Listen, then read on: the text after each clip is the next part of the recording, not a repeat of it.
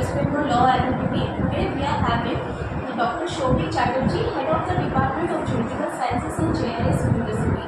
Unfortunately, he will not be present on the seminar day. So today we are having him for answering few of the questions. Very well. You can go ahead with your questions. So what is the main purpose of repealing the old criminal acts? To be very honest, I am not very supportive in the context of repeating the previous Indian Penal Code, Criminal Procedure Code, and Indian Evidence Act. One of the things which the legislature had tried to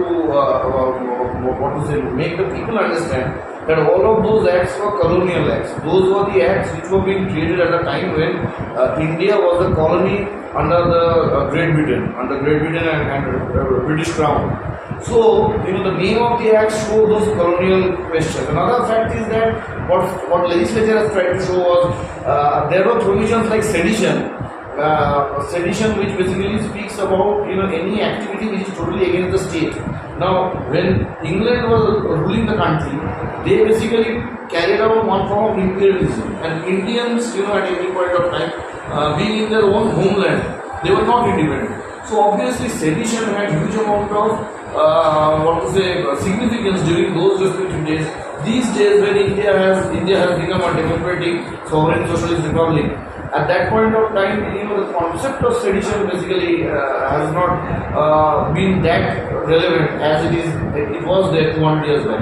Now, coming down to one of the reasons why I don't think the repealing was very sensible, one of the reasons is that in the recent past, let's say last 15 years down the line, India has got a number of amendments like 2013 Criminal Law Amendment, 2018 Amendment, and there was very significant amendments in the context of bringing in certain extra amount of legislation. I can give example, section 354 series.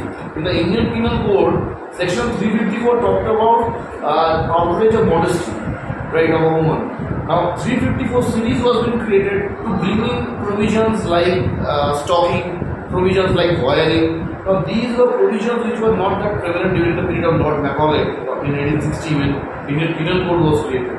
So, once the new requirements came up, so new amendment had come up, but they have not changed the nomenclature of the Act. It was Criminal Law Amendment Act 2013. Also, there were amendments in the context of both the CRPC and also the Indian Evidence Act. I can give other examples, like in the after the Mathura rape case in 83. The Mathura versus State of Maharashtra, there were changes in laws relating to rape and also laws relating to dowry death and cruelty. We will be seeing that section 113A and 113B was inserted in the Indian Evidence Act in the context of presumption. One of the reasons is that whenever there are cases related to dowry related to women once they are married, most of the cases are such that the entire quarrel, entire demand, all of that actually take place within 4 walls of the house. Neighbors, they never know anything of that sort. So when question comes in a court of law in terms of substantiating the plea of the prosecution with the comments of the neighbors, the witnesses, that is not possible. So what the legislature did at that time, they strengthened the rule of presumption. So when a married girl within 7 years of marriage is subjected to systematic ill treatment for 7 years, then if ultimately the death becomes unnatural, a homicide, then the court shall presume that the husband and the in-laws, they were responsible in respect of carrying out the dowry. Now coming down to these new laws, yes, there are new provisions being created, provisions like mob lynching, a new respective provision being created in the Bharatiya Nyay Sanhita. There are new questions of digitalization of evidence, in respect of the Bharatiya Sakshya Adhiniyam. Also in respect of the BNSS, there have been provisions in terms of faster redressal of grievances in courts, and also police and the courts has been given certain timeline within which they are supposed to complete the investigation. So the application of the changes that are being made in the new criminal acts in our society, please give your views on the pros and cons. Very fine. See, this is generally very controversial, and I don't want to actually go very deep into all the provisions, but I will touch upon few provisions to say that if we, I recently had talked about the BNS, BNSS and BSA in UEM, Newtown. And it was a faculty development program, and I actually created a PowerPoint where I tried to show the provisions which are in the betterment of the society and provisions which are controversial. For the ones which are good according to me, one includes the question of zero FIR. The concept basically says that let's say one person is traveling from Calcutta to Delhi, and let's say outrage of modesty or something of that sort happens in Patna. Now, where is the place where the victim can actually lodge the FIR? The new rule actually says that the registration of the FIR can take place at any place. I mean, the person can go all the way down to Delhi, and whichever is the nearest police station can go over there and file the FIR. The police, in that particular jurisdiction has to basically entertain the FIR. So this is a good provision. There are other good provisions like for crimes that attract jail term of less than 3 years. No arrest can be made without permission of DSP. This is under section 173 of the BNS. Coming down to one more provision that I will is of big use, that is quick justice. What it says is that court overseeing the proceedings has 60 days to start the trial once the charge sheet is filed by the police. After the trial is finished, the judge has to pronounce the judgment within 30 days. And once that is done, judgment of the copy of the judgment should be uploaded online, as you have talked about digitalization, within 7 days. So these are the good provisions. Also, there is no new provision in the context of addition of fines and punishments. It is bit of hit and run case. Rash and negligent driving, that was previously also there under section 304 series of IPC. That had been, enhanced in the new provision. Coming down to the controversial ones. Firstly, question of some extended police custody is generally a problem case, because currently an arrested person, once he is being arrested, has to be presented before a magistrate within 24 hours. After that, he is supposed to stay in a police custody. The maximum period is 14 days from the date of presenting before a magistrate.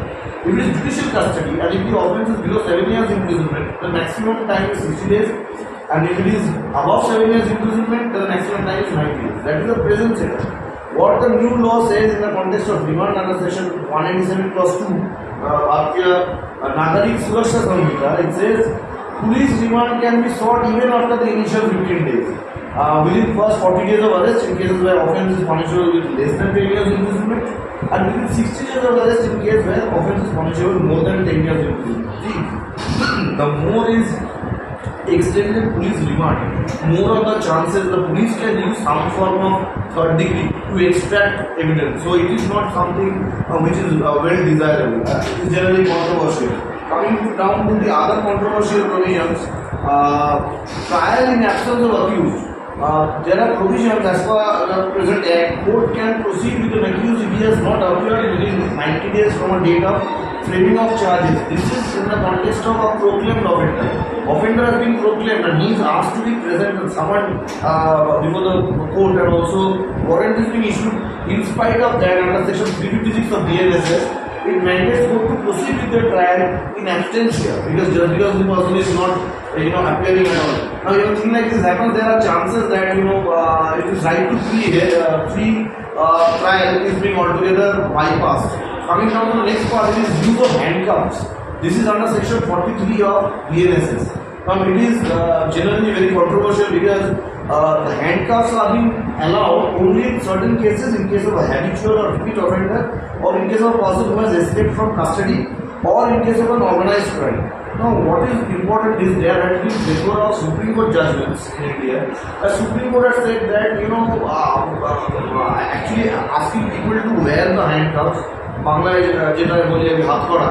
that thing is basically taking us back to at least 70-80 years back. That it's a kind of a inhuman conduct on the part of the police towards a general civilian, because a person is considered to be innocent as long as he or she is not proved before the court to be guilty.